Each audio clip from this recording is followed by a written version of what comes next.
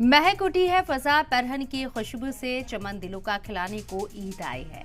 आज पूरे मुल्क में ईद मनाई जा रही है। माहौल में खुशियां बिखर रही हैं। हर शख्स खुश नजर आ रहा है। आज गिले शिकवे भूलकर एक दूसरे से गले मिलने का दिन है।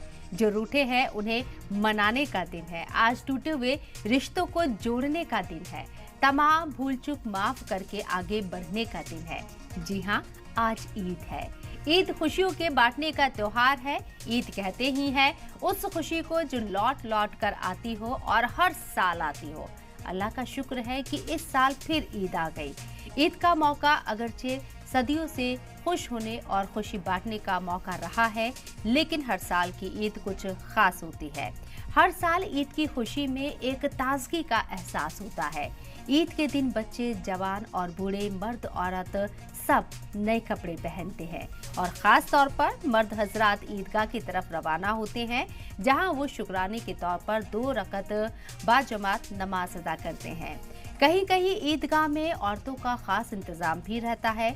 वहीं ईदगाह से वापसी के बाद मुसलमान एक दूसरे से गले मिलते हैं, एक दूसरे से अपनी कोताहियों, ज्यादतियों और गलतियों की माफी तलाफी करते हैं। फिर खाओ और खिलाओ का दौर शुरू हो जाता है। ईद उल फितर रमजान की रहमतों, बरकतों और इबादतों के सिले में आई है।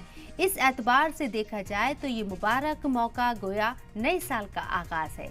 मखसूस नेकियों का मौसम रुखसत हुआ। अब दरअसल इस माह मुबारक के दौरान हासिल की हुई तरबियत को अमली जामा पहनाने का मौका है। बास बुजुर्गों से सुना गया है कि इंसान का रमजान का महीना जैसे गुजरता है, बाकी के 11 महीने भी इस जैसे ही गुजरते हैं। यानी माह मुबारक में अल्लाह के साथ जैसा ताल्लुक कायम हुआ है, वैसा ही ताल्लुक 11 महीनों में बाकी रहेगा।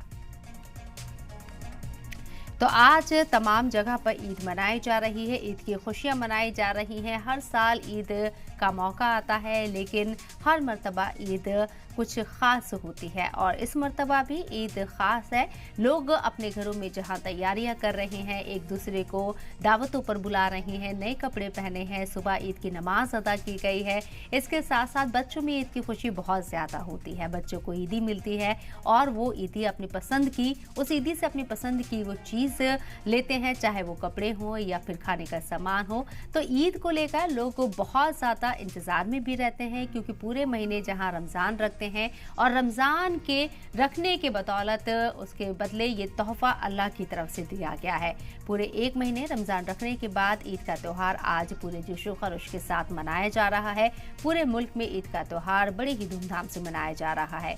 लोग ईदगाह जाते हैं, खासकर मर्द हजरात की अगर हम जिक्र करें यहाँ पर, तो सुबह सुबह ईदगाह वो रवाना होते हैं और फिर वहाँ शुक्राने के निफ्ल अदा किए जाते हैं।